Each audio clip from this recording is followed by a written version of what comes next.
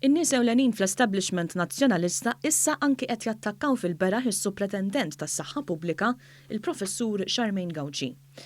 F'artiklu illi kitbet fuq it-Times is-sieħba ta' Simon Busuttil, Kristina Ketkuti, akkużat lil Charmaine Gawci illi ma tgħidx l-affarijiet kif inhuma meta titkellem fl-aġġornamenti mediċi ta' kull ġimgħa dwar is-sitwazzjoni tal-imxija f'Malta.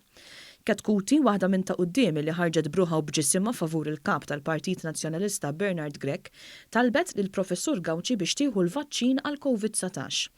Is-sieħba tal-ex kap Simon Busuttil tefet dubju fil-vaċċin u qalet illi kemm il-darba Charmaine Gawci ma tħux it-tilqima qed turi illi hemm affarijiet oħra u ma temminx fil-vaċċin.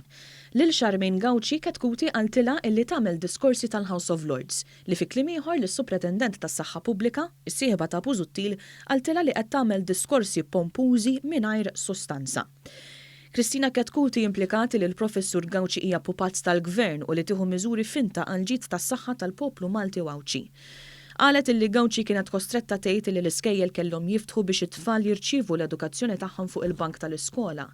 Nies illi qraw l-artiklu ħassew li Kristina Ketkuti illi mhux l-ewwel darba illi insulentat lin-nies użat kliem xejn sabiħ u ridet tiddieħa bis-Supretendent tas-Saħħa Pubblika li issa ħatalaq sena taħdem lejl u nar fuq is-sitwazzjoni tal-imxija f'pajjiżna.